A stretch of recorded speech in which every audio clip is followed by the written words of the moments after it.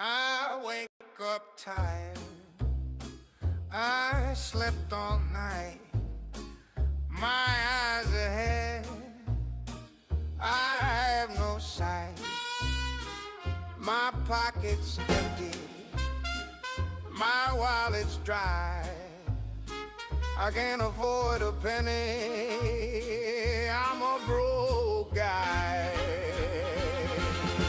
I'm tired of this fucking shit. I'm tired of this fucking shit. This shit I can't stand. I'm tired of this fucking shit. I saw the girl I love, she's with another guy, they just hugged. I asked the man above why. I bought a new shirt last night, I went out, got in a fight. I told her fucking collar, now I don't have a dollar. I'm tired of this fucking shit. I'm tired of this fucking shit. I'm tired of this fucking shit. I'm tired of this fucking shit. Yo, equal and the same. Smash the chains. Hammer and Hank. Ada unbreakable. CPA's crumbling. Bomb detonating. Rough. What?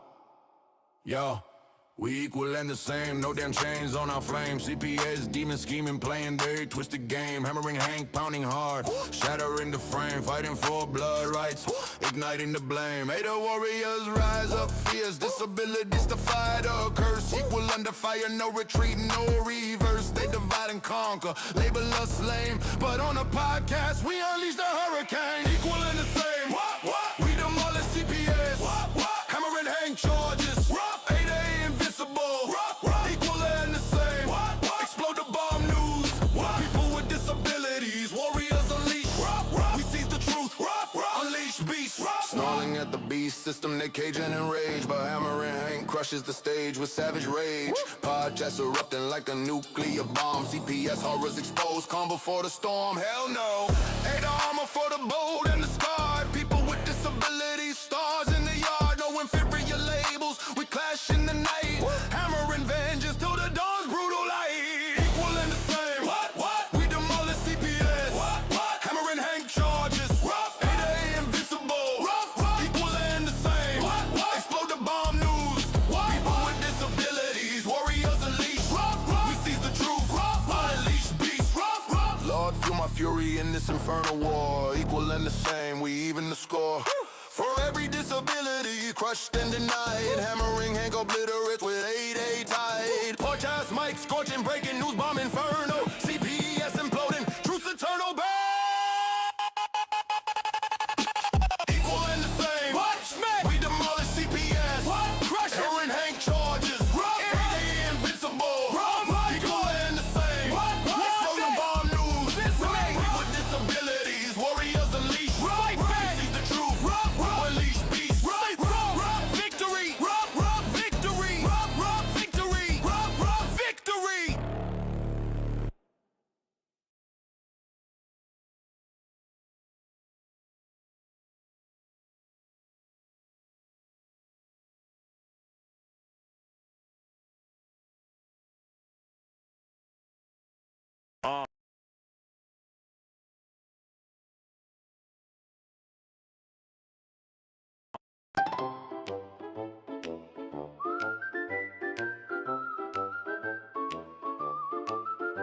When the courts aren't blue saying fair, you have pulled out your last hair. The law isn't on your side. These corrupt judges take you for a ride. The courts don't want to even oppose. That's how we know it's corrupt. My disability has a name. We're all equal and the same. All alone in the courtroom floor, waiting for your hero to bust right through the door. It's hammering Hank every time. He's the one toeing the line. Hammering Hank, he fights for the weak. Hammering speak. Hammering Hank is the eyes you don't have. Hammering Hank, making sure you're not last.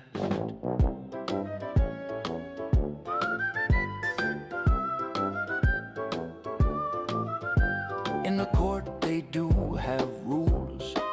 They don't treat you like your jewels.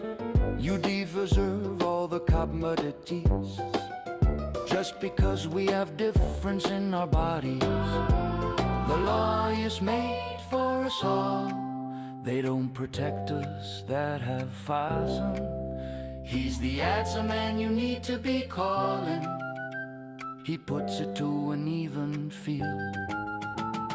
Hammering Hank, he fights for the weak. Hammering Hank, there for you if you can't speak. Hammering Hank is the eyes you don't have. Hammering Hank, making sure you're not last. When you're a bit different, to phone you free. The playing field is equal, what do you bet? That judge has to toe that line. The oughta make sure every time.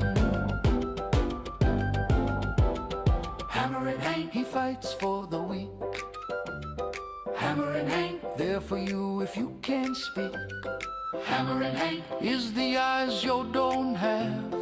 Hammering Hank, making sure you're not last. Hammering Hank. Hammering Hank. Hammering Hank.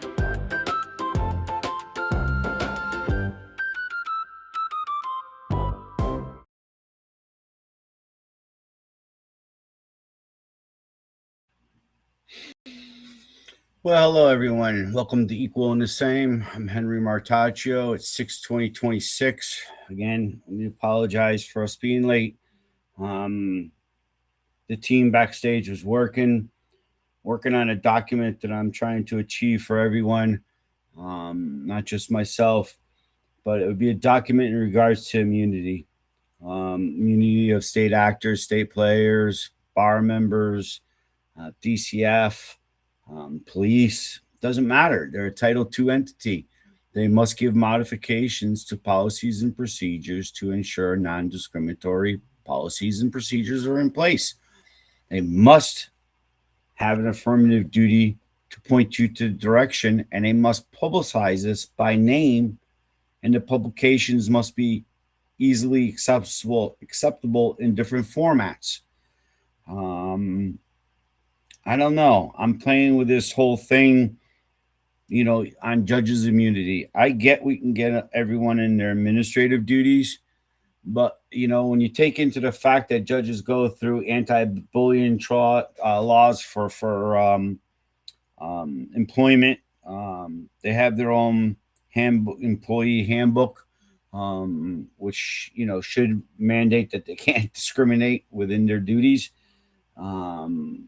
And what I call discrimination is when they deny you the rights to access Tennessee Lane, which it's already been constitutionally ruled on. I also have Popovich, which is a Title I application. I also have Reed versus Illinois, which is I think 2019 case. But the most one is Mulberry versus Madison. If the state cannot make a rule or policy or enforce a rule or policy that denies you your due process rights, and most of all, how can they rule on their own discrimination? It just blows my mind that we're sitting here today using systems that do not have their administrative duties complied with, and it becomes a systemic discrimination, which again, that would be in administrative duties.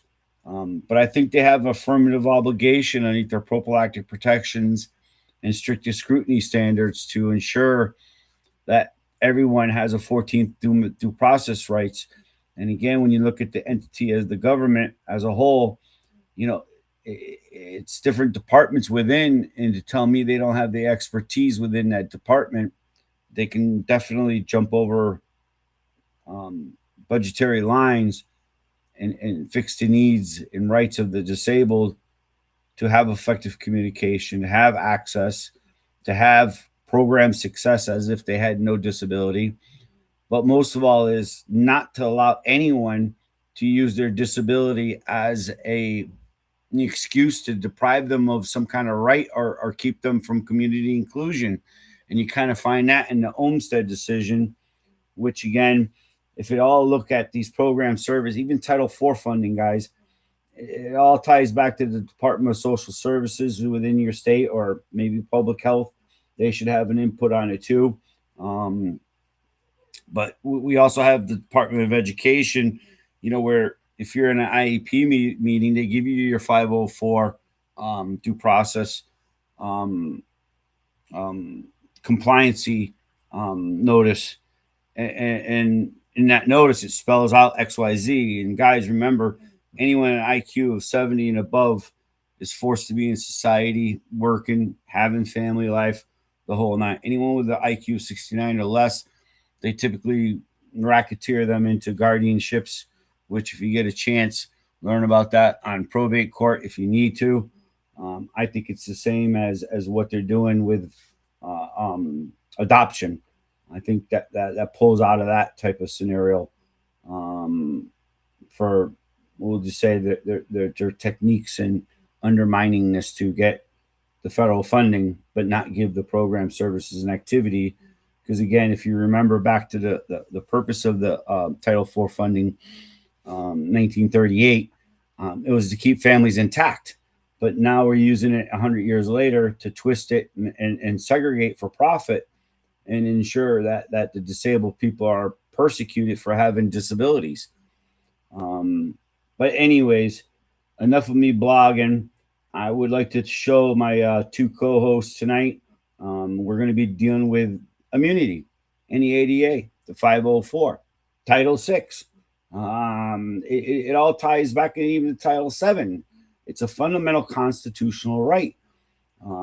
That I just feel that, when a judge is in the acts of their duties and you've identified to them your rights are being violated in the court process, it's very clear in Tennessee Lane, things must be stopped, and the judge must make a determination on whether or not the service is appropriate or not, whether or not you've had effective communication, whether or not you've had the interactive process as an administrative duty.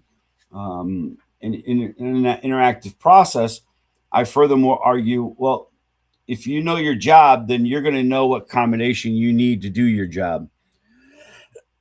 One, when we walk into these program services and activities of DCF or the courts, or divorce courts, I don't care what it is, Department of Developmental Services, you're bomb shocked.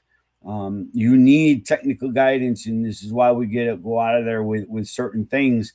And all these notices that are on there says they comply with the ADA, but yet when you look into it, they're referencing you back to their HR department, which, again, without the designation, I don't get how the HR department could be the entity, because in Rikers Island clearly says it's a person. They have to be qualified. You must publish their name.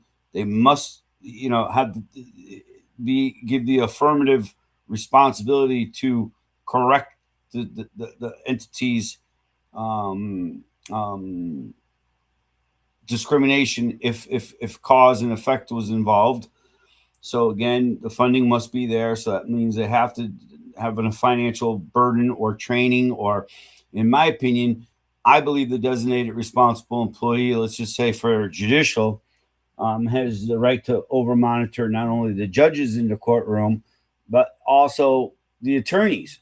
Because without the courtroom, the Bar Association is basically a inner organization appointed by the state that, in my opinion, is a monopoly. Because again, they have the whole thing cornered where you cannot question their legitimacy of billing and what the cost is in the whole 9 yards. There is no consumer protection involved. You get continuous billing by the hour. You're done. They always go through the retainers. Oh, first you got to give me a $5,000 return, and then we're going to see where we're at. And of course, you chew through that money within 1 week. Them just getting documents in the whole 9 yards. Yeah, so I don't know. I'm babbling now, so I guess it's time to bring in Darren to rescue me and Becca because they were the co-workers, and I know Darren's got a copy of what I've done. And if you could pull that up, Darren, that'd be great. Um, or what we've done, I should say. Um, you there? Oh, there you are. Thank you for the new song too in the beginning. Can't hear you. That was our old one. Remember, we did that a long while ago. Um, Okay, but how you so, doing tonight, sir?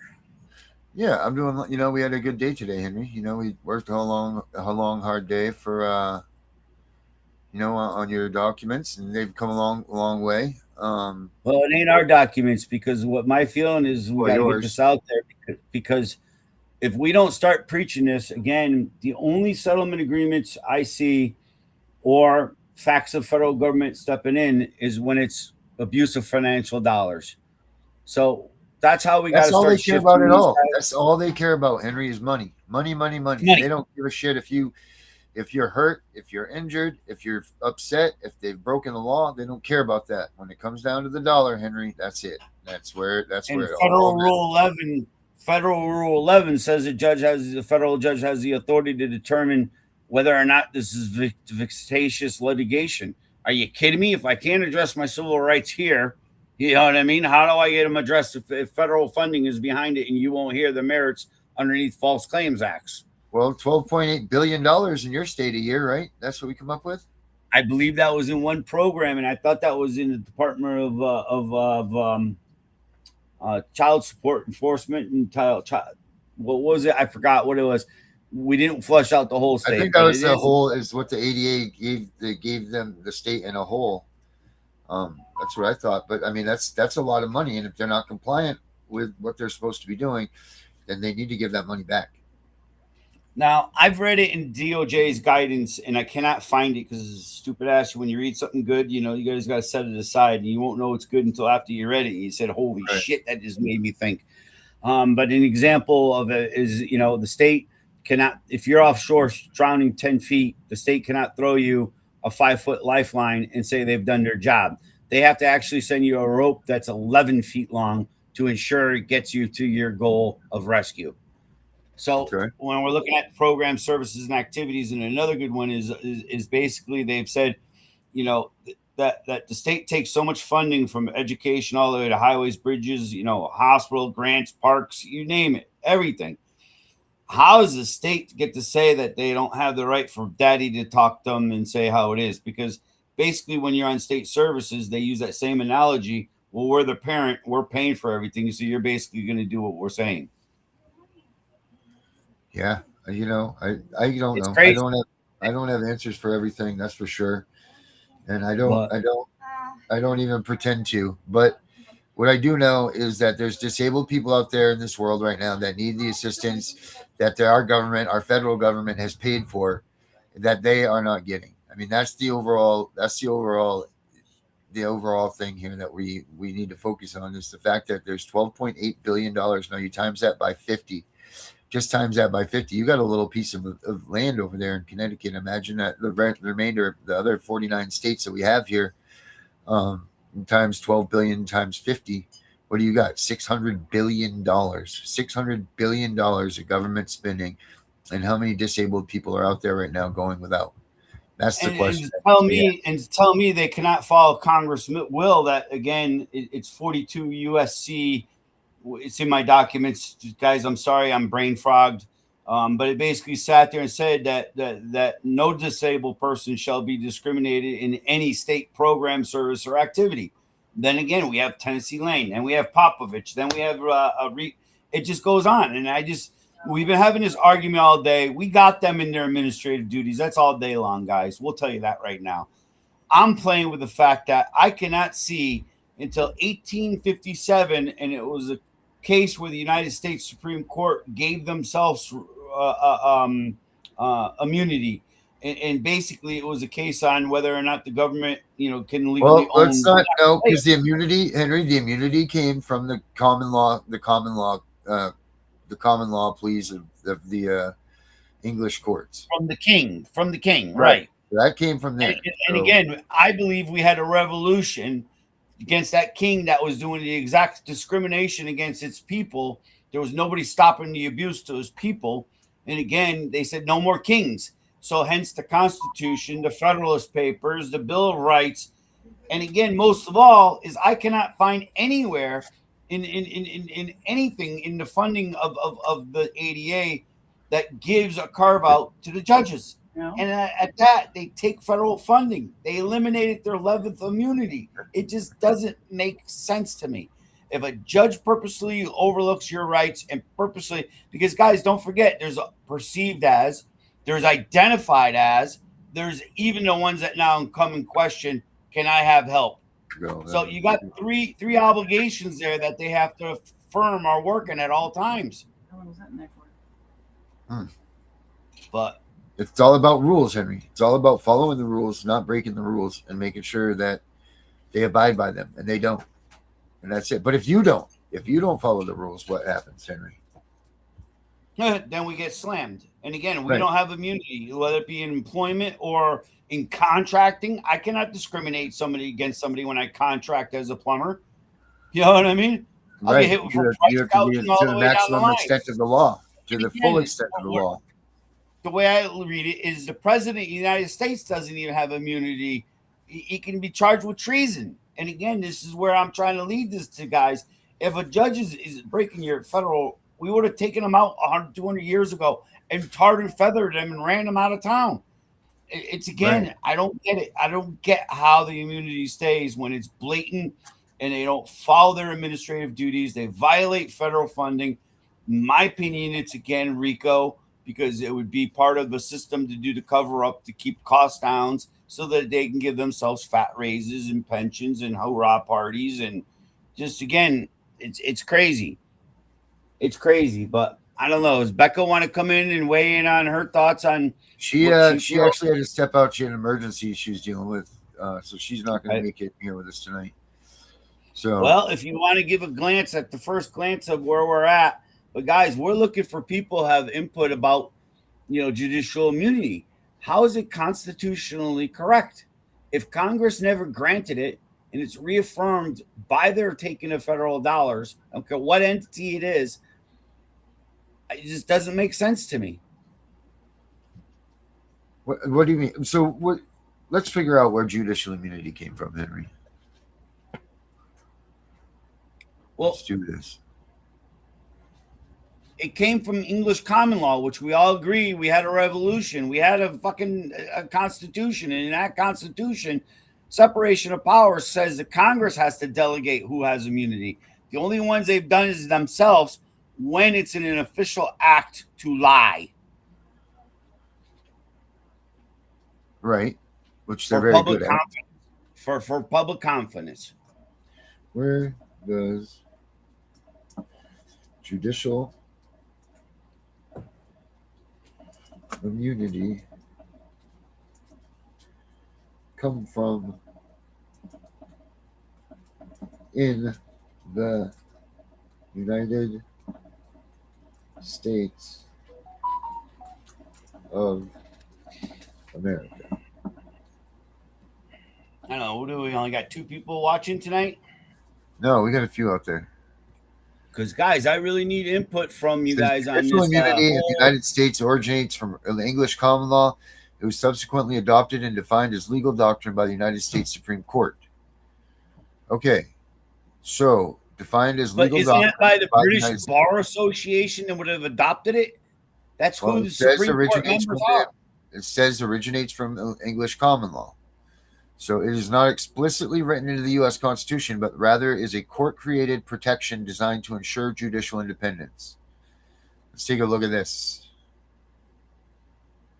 All right, Wikipedia is a form. Judicial immunity is a form of sovereign immunity which protects judges and others employed by the judiciary from liability resulting from their judicial actions.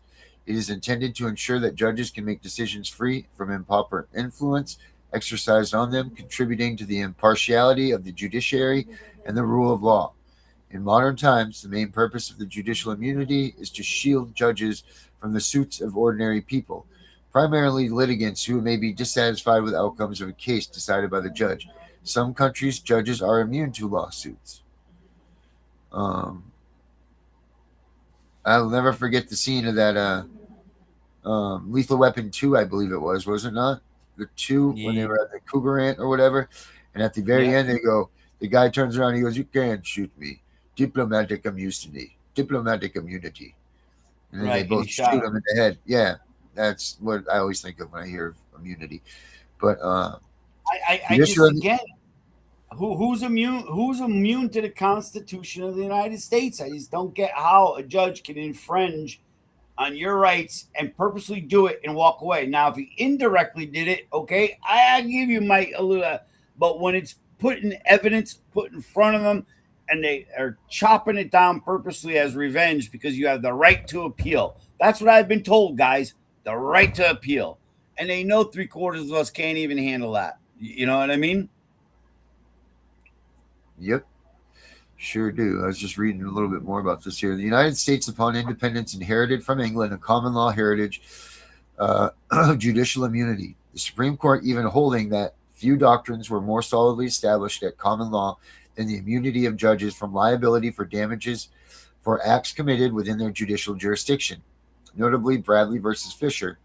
The Supreme Court, referring to dicta to contemporary precedent in England, held that an action ought not to be entertained against a judge for their judicial acts, even where allegedly done malicious and corruptly. The breadth of this view, however, is often disputed. In the United States, judicial immunity is among a handful of forms of absolute immunity, along with a prosecutorial immunity, legislative immunity, and witness immunity. The U.S. Supreme Court has characterized judicial immunity as providing the maximum ability of judges to deal fearlessly and impartially with the public. The justification is as follows: because of the likelihood of an innocent individual being convicted in a court of law under false claims, the burden of being subjected to a court of law, a trial, would dampen the judge's enthusiasm or passion. Opponents of judicial immunity argue that this doctrine is not adequately justified. For example, judges could be shielded from any personal capacity liability, still be subject to official capacity liability, so that they may be held accountable for their injurious acts, thus balancing the evil to better protect the fundamental rights of victims. Judicial immunity does not protect judges from suits stemming from administrative decisions made while off the bench, though, like hiring and firing decisions. But immunity generally does extend to all judicial decisions in which the judge has proper jurisdiction. Even if a decision is made with a corrupt or malicious intent. By the way of counterexample, in 1997, West Virginia Judge Troisi became so irritated with a rude defendant, he stepped down from the bench, took off his robe, and bit the defendant on the nose. He pleaded no contest to state charges, but was acquitted of federal charges of violating defendant's civil rights. Spent 5 days in jail and was put on probation. Because the immunity is attached to the judicial nature of the acts, not the official title of the office holder, judicial immunity also applies to administrative hearings, although in some situations only qualified immunity applies. In determining whether absolute or qualified immunity applies, the U.S. Supreme Court has identified the following factors, according to the Shriver Center's Federal Practice Manual for Legal Aid Attorneys. Significant cases: Stump versus Sparkman, Harris versus Harvey, Supreme Court of Virginia versus Consumers Union, and Morales versus Waco. Yeah, but again, what about Marbury versus Madison? What about all these constitutional cases that they cannot empower themselves? I just don't get it, man. Well, where does it say in the Constitution that a man can't empower himself? The judicial system or the state cannot empower themselves over the Constitution or the Bill of Rights. They cannot make a law can state over this Constitution. Congress can delegate. Right, but Congress and the people can still overthrow the Constitution. If via the what do they call that? What do they call that when you overthrow the or amend the Constitution? You got to have like 3/4 of the Senate or something like that, or old kit and caboodle.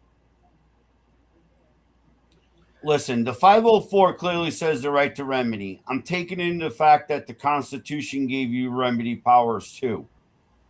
Where is the right to remedy if people have immunity and they can blatantly like bite off somebody's nose? It just doesn't make sense to me.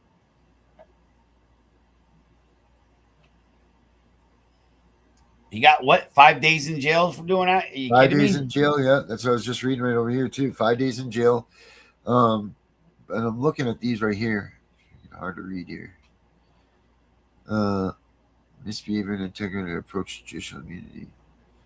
Judge acquitted from nose biting, pure shield of judicial immunity. But they're really so. Where does this? So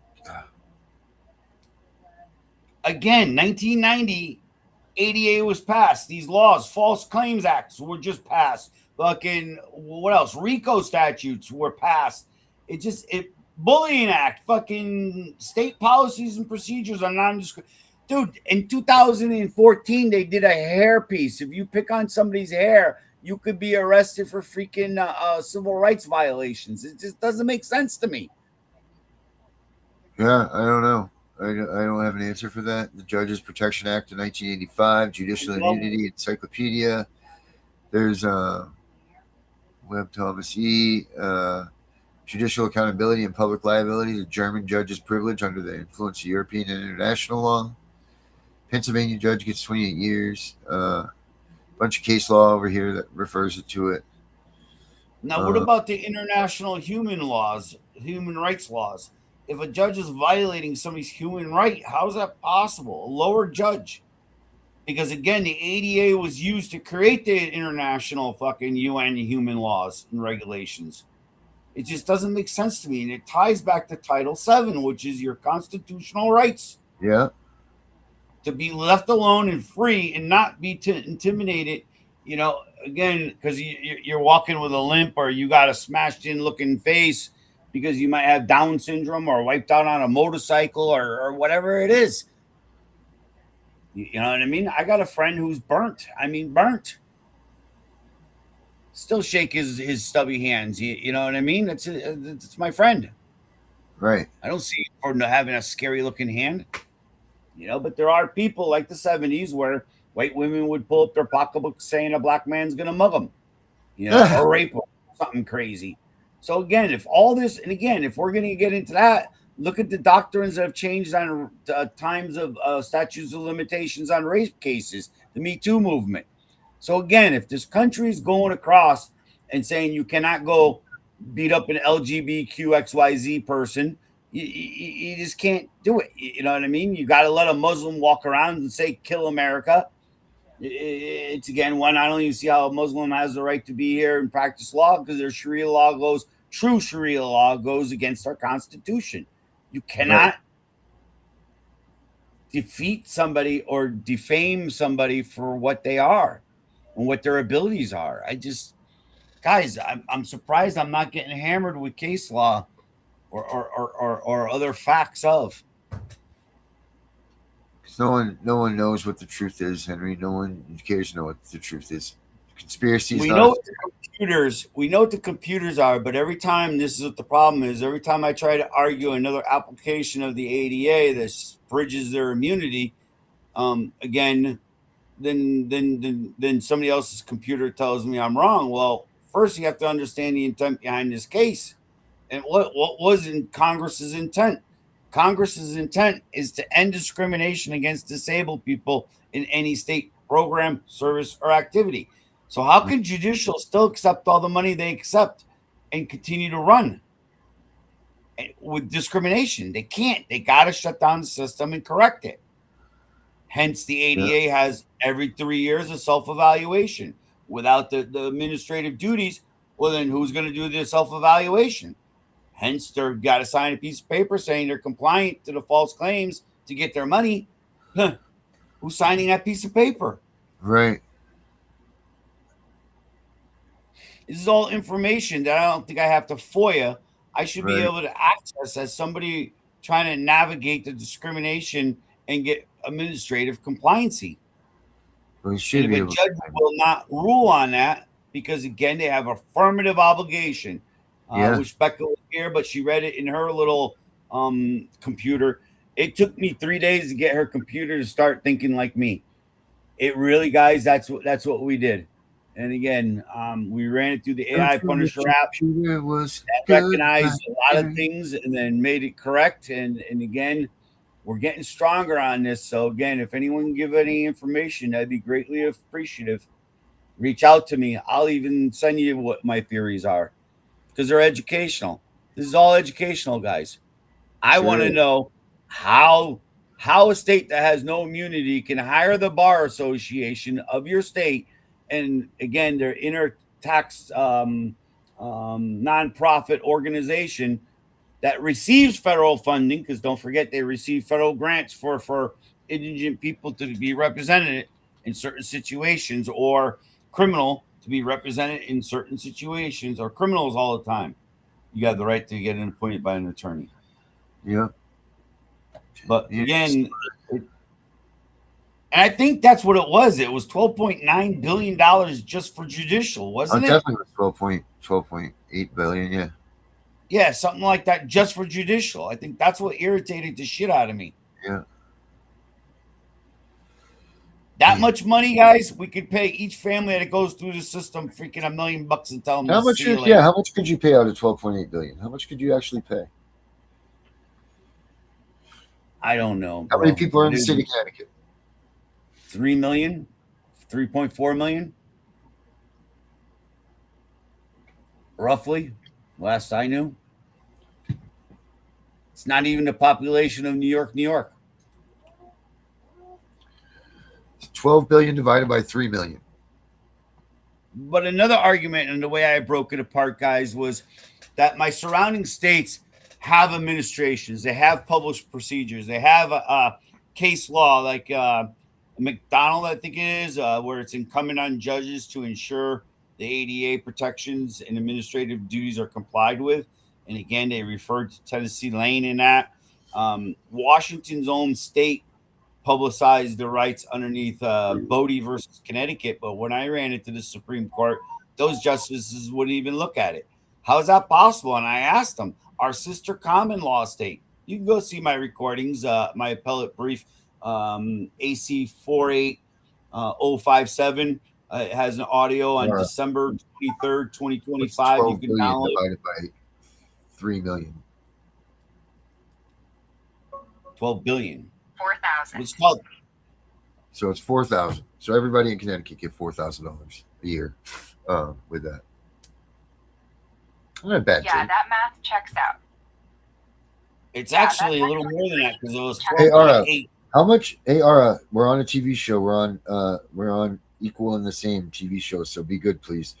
But how much money does the ADA give to all 50 states per year?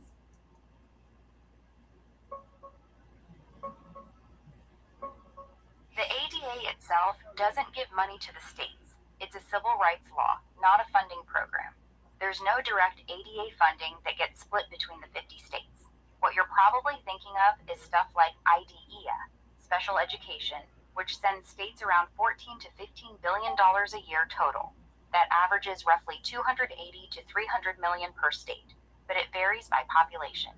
The actual ADA enforcement and compliance stuff is tiny by comparison, mostly small grants for training and technical assistance. What about for ARO? What about for home and community waivers? What about for the Department of Developmental Services? What about for Title IV funding?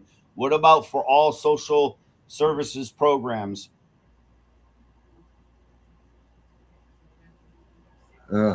Jammer. All right, you didn't hear that, did you? Because the courts clearly fall underneath the social service program of Title IV. No, I didn't hear UCF. anything. What's up? Henry, ask her again. Ara, can you take into the fact that the Department... Ask me whatever you want. Ara, can you take into the effect that the Department of Social Services funds underneath their Title IV funding and other funding streams to towns and states? How much do they get for the disabled in the Olmsted decision and underneath medical costs?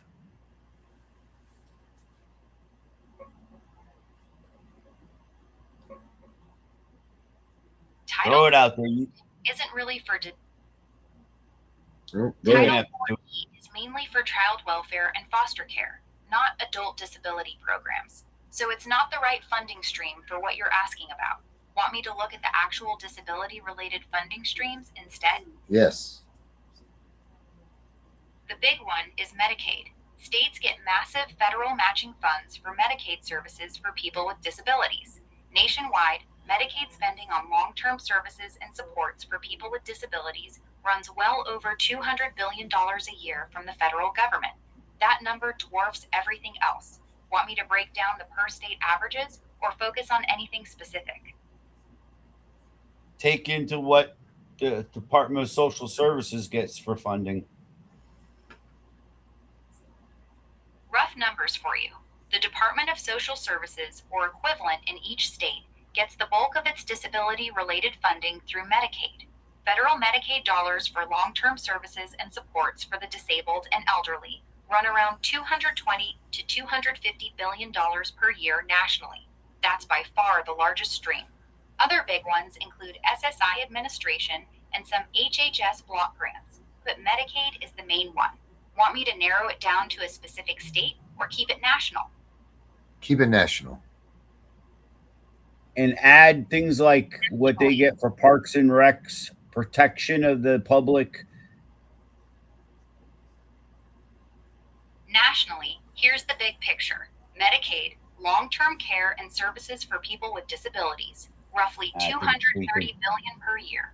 Parks and recreation accessibility, ADA related, very small, usually just a few $100 million total across all states combined. Public protection, law enforcement accessibility, ADA compliance for police, courts, emergency services, also relatively small, probably under $2 billion nationwide. Medicaid is the giant. Everything else is tiny by comparison. All right, Henry, here we go. Look at this. Since 1871, the Supreme Court has made available a very broad privilege of immunity to judges of courts of general jurisdiction in civil actions when such actions arise out of judicial acts not done in the complete absence of jurisdiction. In the recent case of Stump versus Sparkman, the United States Supreme Court again considered the defense of judicial immunity and for the first time offered some definition of what constitutes a judicial act. In this author's view, in putting forward a broad definition of judicial act and reaffirming the use of broad construction of jurisdiction in immunity cases, the court assured that the maintenance of a nearly absolute immunity privilege for judges in courts of general jurisdiction when they appear to be acting in a judicial capacity.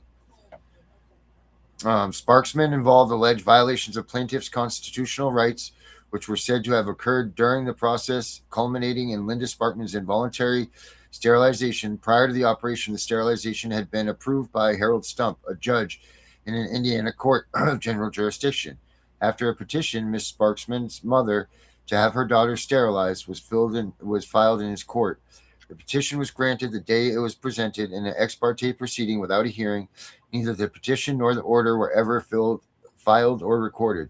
No notice was given the daughter, nor was a guardian ad litem appointed. The operation was performed 7 days later. Mrs. Sparksman was told she was to have her appendix removed.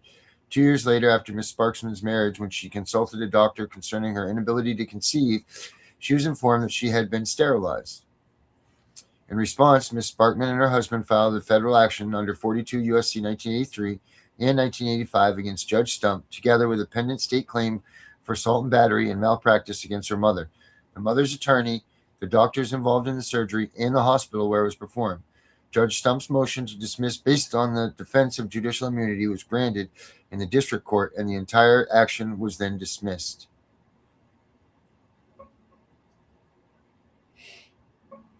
A three-judge panel of the Seventh Circuit Court of Appeals unanimously reversed the district court, holding that the defense of a judicial immunity was not available to Judge Stump. First, because he had acted extrajudicially in ordering the sterilization, and second, because the act in question was performed without jurisdiction. The Supreme Court, however, in a 5-3 decision, again reversed, holding that the judicial immunity defense did protect Judge Stump. The majority and minority views in the Sparksman represent two historical positions on the breadth of the protection, which should be afforded under the judicial immunity privilege, and that these opinions must necessarily be examined in the light of history. Goes on and on Got and it. on about You're this stuff. Well, send me that hyperlink. I'll see what my research can pull out of it. It said Bradley was being argued. Congress enacted the Civil Rights Act of 1871. I thought we had Bradley in the brief. Guys, we went through a couple copies today, and then we just said, all right, we're an hour late. We got to launch the show. So this is why we're unprepared. This is why we're going over it. I'm still But here. again, guys, I stick with the fact that the Constitution never gave it to them. The funding of federal dollars does not give it to them. They cannot grant it to themselves because, again, the state doesn't have 11th immunity once they've accepted the funding to run these program services and activities within the courts. It's clearly attached. There's court funding. I don't care if it's $1 or $2 billion or what was it, 200 billion or 100 billion or. I understand your point. Yeah, I know. It's frustrating. Clear access to jurisdictions and instances where judging it. Yeah, so we got all this stuff. So 1967, in Pearson versus Ray, the Supreme Court resolved the uncertainty regarding the applicability of the judicial immunity defense in actions under Section 1983. There, Chief Justice Warren ruled that a state judge who had convicted civil rights demonstrators of disorderly conduct was immune from liability, noting that he had played no role in the arrest and conviction other than to judge the petitioners guilty when their cases came before his court. The 8-member majority reaffirmed the applicability of the judicial immunity defense under the Civil Rights Act. But again, if a judge is not taking in the fact that you have no administrative interaction with your ADA coordinator. Versus Ray, 1967, not Peter versus Ray. That case is actually the first big one where the Supreme Court clearly said judicial immunity applies to Section 1983 lawsuits. The court said judges are immune even when they violate someone's constitutional rights, as long as they're performing a judicial function. You're right that they keep going back to the same idea. If it's a judicial act, they're protected. Keep reading. What's your main point with these older cases? So is it illegal as a judicial function to fraud the federal government of financial services and program services and activity? The Supreme Court created and has protected for over 150 years. It may feel deeply unfair, but it is the current state of the law. What was the law before 150 years ago? Ask her that question. She's answering it.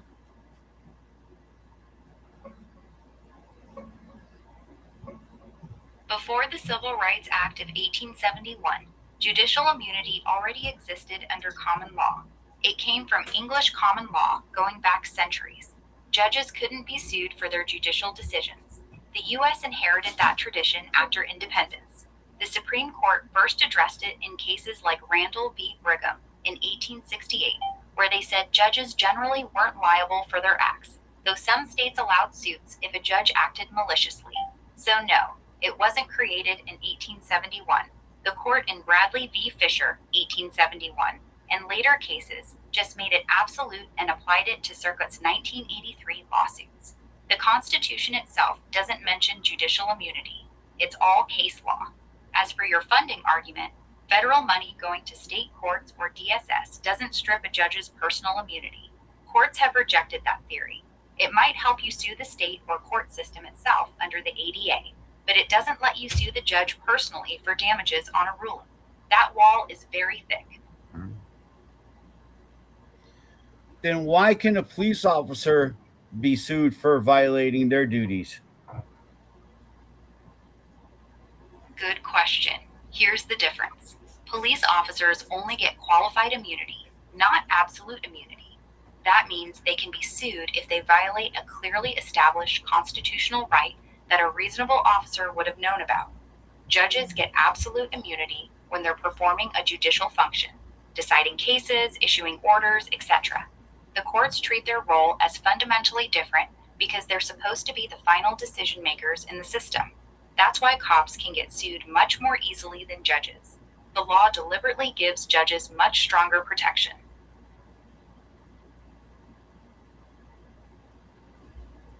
I don't have any more questions. You? All right, Because are I'm we ever fighting. going to be able to get rid of judicial immunity?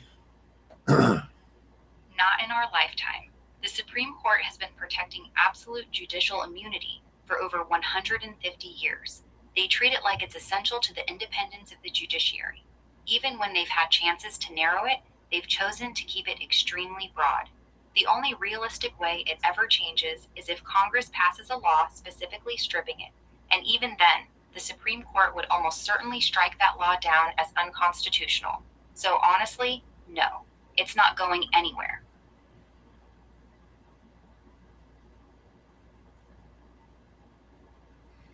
All right, guys, you hear what she's saying. We got to come up with an argument on how to break this apart because I just can't feel that somebody that's willingly discriminating, knowingly violating the ADA, because again, Congress said no person shall be discriminated in any state program, services, and activities Yep. using federal funding. These are real simple words. That's why the ADA has been written in simple language. So it's simple intent. There is no shall, may. It's crazy. Mm-hmm. But Here's the hard truth. I said Congress can write all the strong language it wants, but the Supreme Court still says judges have absolute immunity for their rulings, even if those rulings violate the ADA. The court basically told Congress, we don't care how clear your law is, we're keeping this protection. Ara, the president of the United States does not even have immunity when he commits treason against the United States. And again, when you steal federal funding, you are committing treason. No, that's not correct. First, stealing federal funding or defrauding the government is not treason. Treason is very narrowly defined in the Constitution. It's only levying war against the United States or giving aid and comfort to its enemies.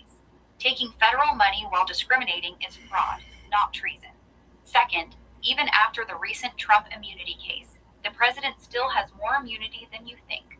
The Supreme Court gave him absolute immunity for core constitutional acts and presumptive immunity for official acts.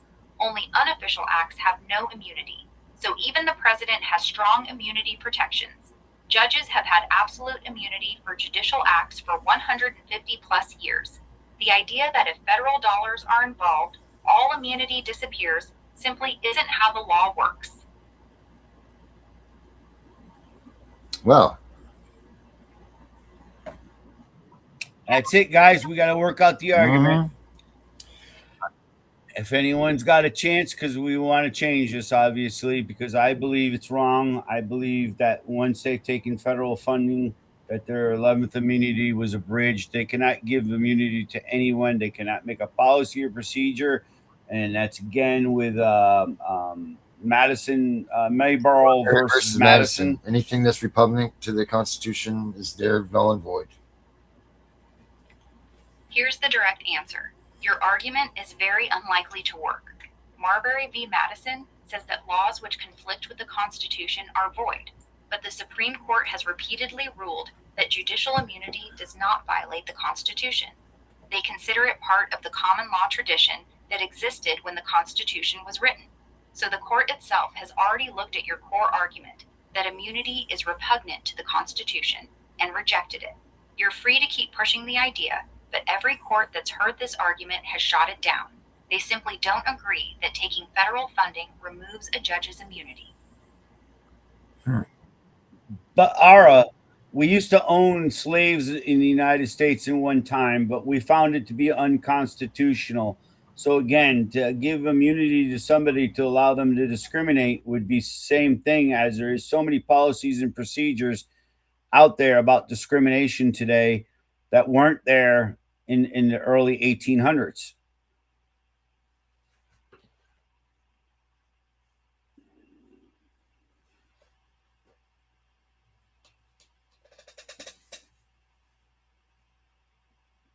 Too much of a mouthful.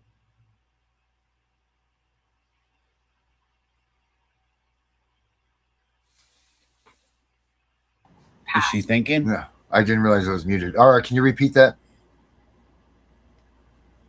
Sure, I said your moral argument makes sense, but legally it doesn't work. Slavery was abolished by the 13th Amendment. The Constitution was actually changed. Judicial immunity was never overturned by any amendment. The Supreme Court has kept expanding it instead. So the two situations are treated very differently in court.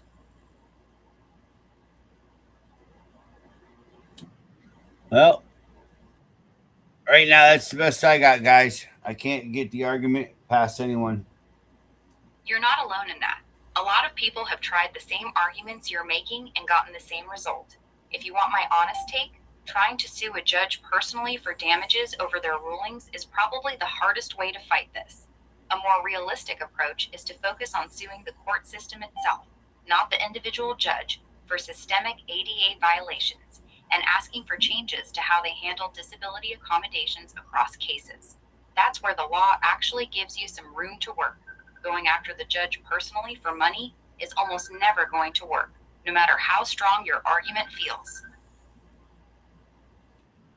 I don't want to go after them for money per se, but I definitely feel that the judge cannot be left in a position to continue to discriminate. That changes things. If your goal isn't money, but to stop the judge from continuing to discriminate, then you should be asking for injunctive relief. Basically, a court order telling the judge to stop doing whatever discriminatory thing they're doing. That's a much stronger angle than suing for damages. However, even then, there's still a major hurdle. The Federal Courts Improvement Act of 1996 generally bars injunctive relief against judges for their judicial acts unless they violated a declaratory judgment first. Still, it's your best shot compared to going after money. Focus your argument on stopping ongoing discrimination rather than punishing the judge financially. I don't know. I believe the designated responsible employee has the right to remove that judge from the bench and not allow them to continue practicing law against disabled people. Any other society, we keep pedophiles away from children. We keep, bad teachers out of the classrooms. We keep bad officers off the force. What is monitoring the actual judicial canons to say that they have a right to continue to discriminate? Here's the straight answer. The designated responsible employee, ADA coordinator, does not have the power to remove a judge from the bench. 0. They can investigate complaints about court administration, but they cannot discipline, suspend, or remove a judge. That authority belongs to the State Judicial Conduct Commission or the state legislature through impeachment, not the ADA coordinator. You're right that other professions remove bad actors, but judges are different. They're not employees of the court system in the same way. They're constitutionally independent. That's why they get such extreme protections. The only real mechanisms to stop a judge from continuing to discriminate are judicial conduct complaints, state level, impeachment by the legislature, very rare, of their decisions. The ADA coordinator route simply doesn't have that kind of power. That's the reality of how the system is built. It's back to the drawing board, man. I don't know.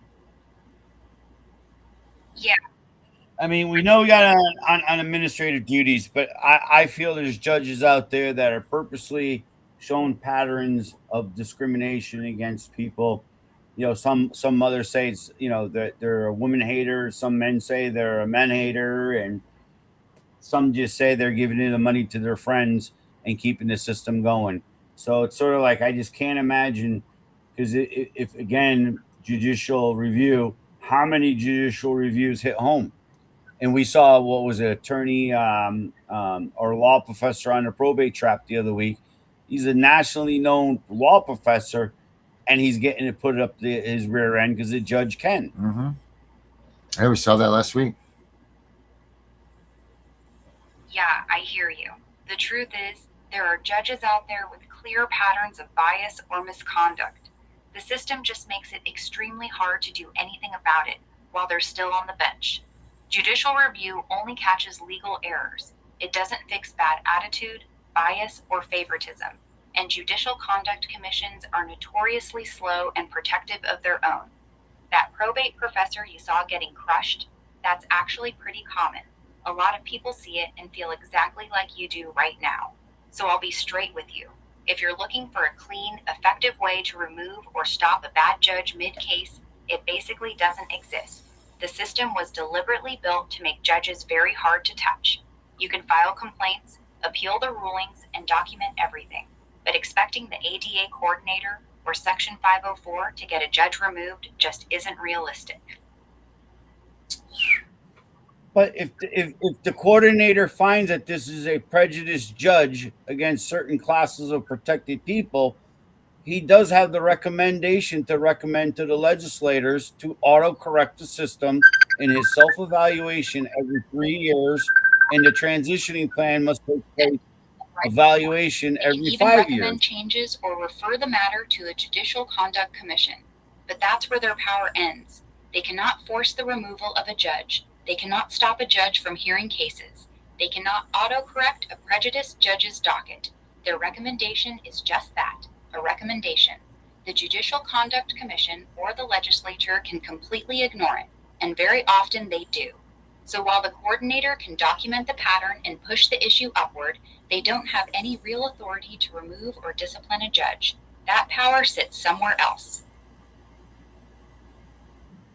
Congress empowered the DOJ and the designated responsible employee to end the discrimination in state program services and activities for the disabled.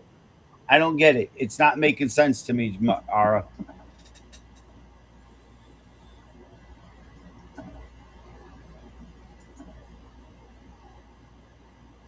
Ask her again, Henry. Congress in charge, the DOJ and the designated responsible employee 28 CFR 35.107 to end discrimination against the disabled in program services and activities. I still don't get how you don't think the authoritative powers with the settlement agreements across this country of the coordinators and affirmative obligations.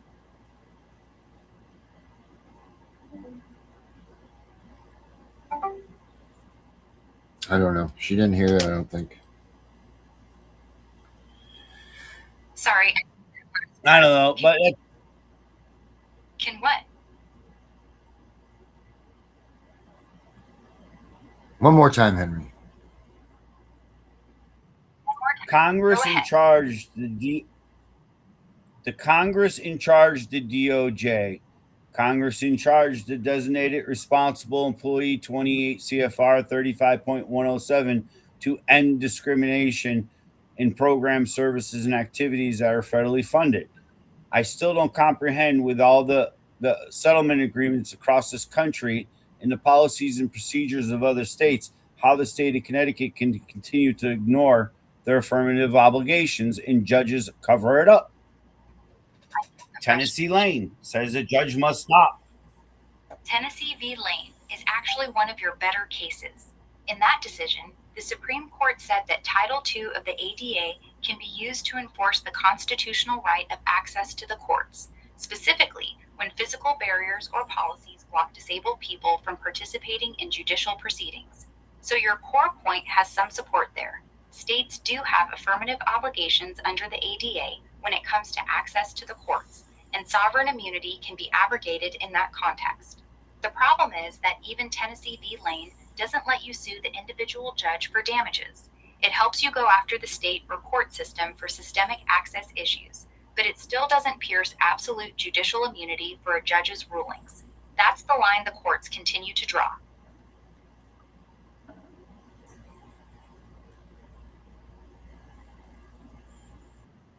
Well, simmer on it. Get back to me by next Saturday, Ara. I need a legal argument to help us break it apart because I have the UN human rights that I just feel nobody can discriminate. Nobody can assist in discrimination. It's like accessory to murder. I'll give you an honest answer right now instead of waiting. You're not going to win this argument using the UN human rights declarations. American courts treat UN treaties and declarations as non-binding in this context. They don't override judicial immunity. The strongest argument you have is Tennessee v. Lane, arguing that when a judge's actions systematically deny disabled people meaningful access to the courts, it violates both the ADA and constitutional due process. But even then, you'd almost certainly sue the court system or the state, not the individual judge for personal liability. If you want me to try to draft a legal argument for you, I can do that, but I need to know exactly what you're trying to file and in what court. Ara, for now, I don't want you to draft anything. I want to thank you for your input for the show. And again, I hope people are going to be able to mull this over themselves. And again, I'm going to show you my thoughts and reasonings on another air date. But we will be talking soon, ladies and gentlemen. Darren, thank you for another interesting night. Yes, sir. I'm glad that I could be here with you and bringing Ara home. I'm going to take her home now and, put her to bed. Well, it's tough work trying to save the world. Always is, my friend. Again, appreciate everybody for tuning in tonight. Same time, same channel next week. See you then, guys. All right. See you then. One man is lost in the Good fog. night, guys. Take care. His friend brings a torch in the night. They walk arm in arm through the dark, guided by one man's sight. One man's sight. Some cannot walk, some cannot see, some cannot speak, some cannot hear, some cannot learn, some cannot think, but all can love, and all can feel, and all can care, and all can change, and all can learn, and all can grow. We are equal in the same. We are equal in the same. We are equal in the same. Two men were working the land, two farmers making their trade. And while one was blind, he was still the mind behind the world's best lemonade, his lemonade. Some cannot walk, some cannot see, some cannot speak, some cannot hear, some cannot learn, some cannot think, but all can love, and all can feel, and all can care, and all can change, and all can learn, and all can grow. We are equal in the same. We are equal in the same. We are equal in the same.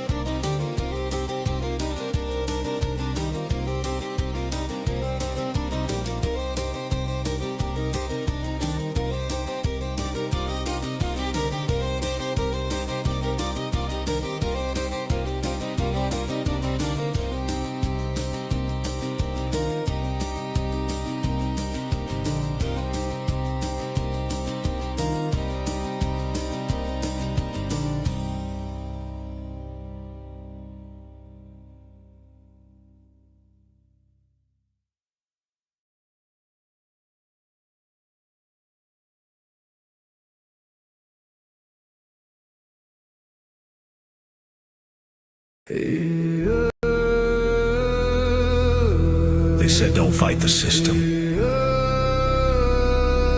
They said stay quiet. They were wrong.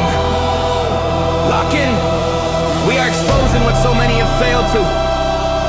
We are gonna show you what bar attorneys have hidden from all of us. Hundreds of thousands of children and twice that of parents have been lied to and walked down the road of termination. It's the death penalty. We're all of the protesters, the ones who fight for the rights of prisoners, dogs, illegal immigrants. Why aren't you coming to the aid of our children and families? Right here in America, every day a child per minute is kidnapped. And no one cares. We fight alone until today. CPS punishers mount up. Here comes the CPS Punisher. Anonymous tip, another lie from one of them. No warrant, no proof, just a badge and a grin. Stealing kids like trophies, thinking they'll win. Mama crying on the porch, daddy in the cage. System wrote the script, but the CPS Punisher just flipped the page. The educator they banned, I see every violation, every forged line, every ex-part hearing, every stolen time. One tap of the app and the truth ignites. Welcome to the CPS Punisher, now we can fight.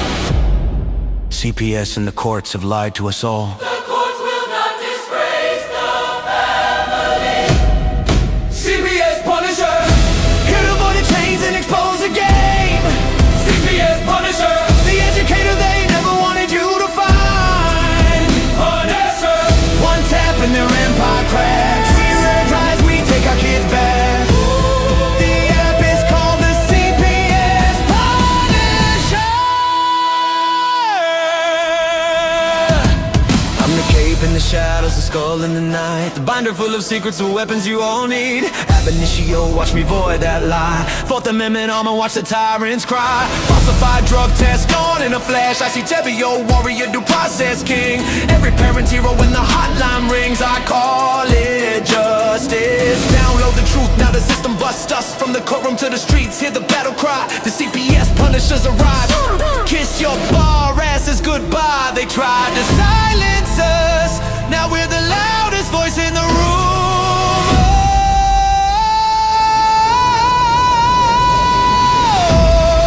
CPS Punisher, here to avoid the chains and expose the game. CPS Punisher, the educator they never wanted you to find. Punisher, the children never leave again. Families rise, we never look back. We now use the CPS Punisher.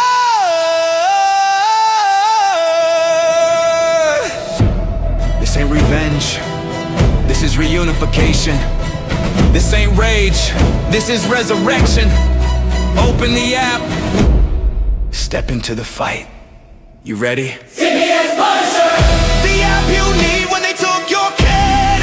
CPS Punisher, the truth they hid, now the truth gets lit. Punisher, download the power, take back the throne. Punisher, you're never alone.